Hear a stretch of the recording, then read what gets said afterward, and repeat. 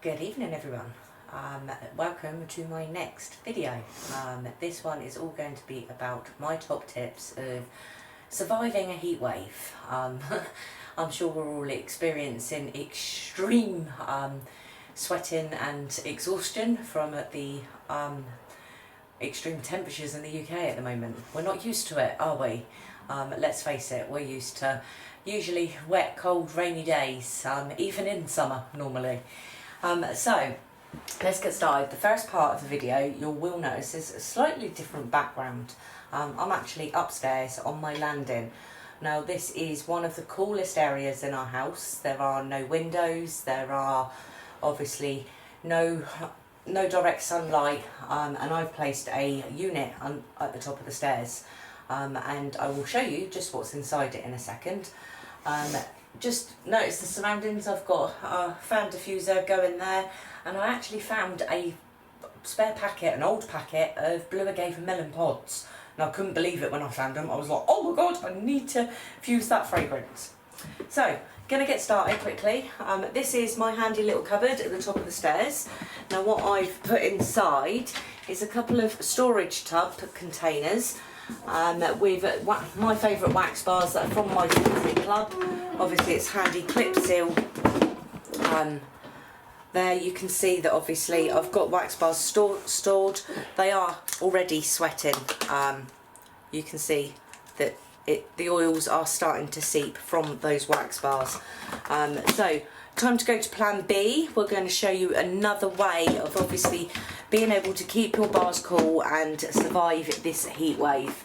I love this little cupboard at the top of the stairs because I do store the old empty boxes, the warmers that I'm obviously rotating. I've got my Polar Panorama there, an old pair of curtains, a couple of books that I've read recently.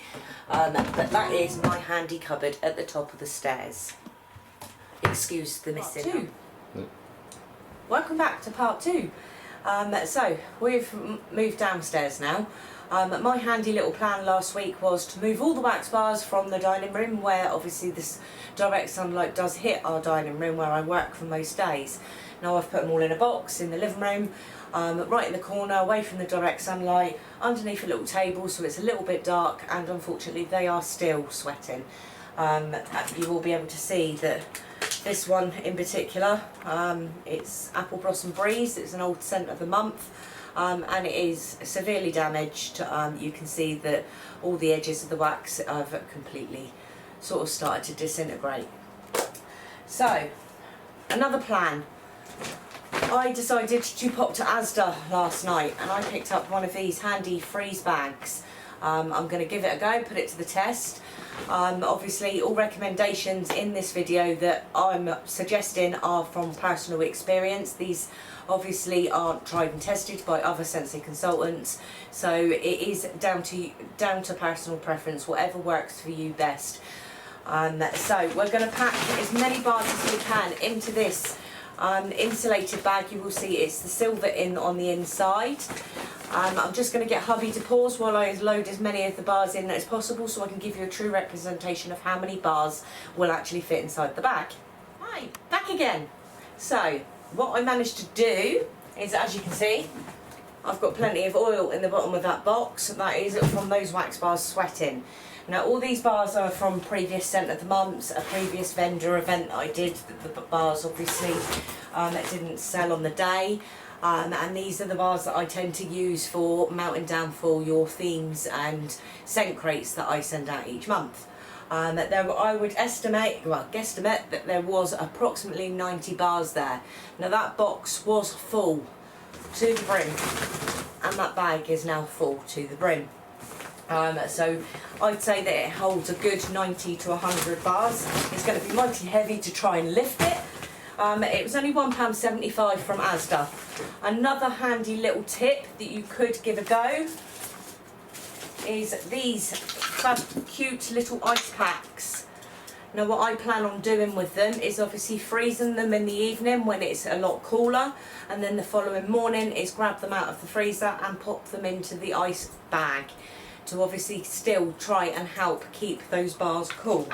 Obviously I appreciate that the ice packs aren't going to stay cold throughout the whole day, So it's always handy to maybe buy a couple of ice packs and rotate it throughout the day if you are that desperate to keep your bars nice and cool.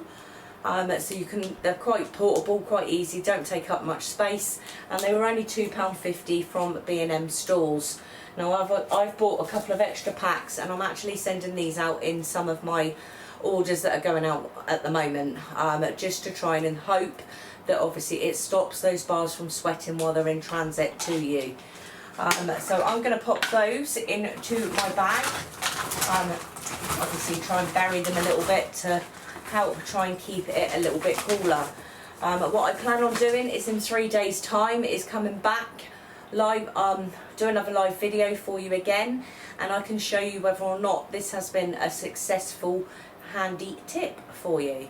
Another little suggestion is obviously try to keep your bars stored flat in a plastic container or inside an insulated bag like this. If you obviously store the bars upright, the oils are going to seep to the bottom, and you will notice that obviously other wax bars are then going to end up covered in oil and you're going to get greasy fingers. I hope you've enjoyed this little live video, and I would appreciate any comments.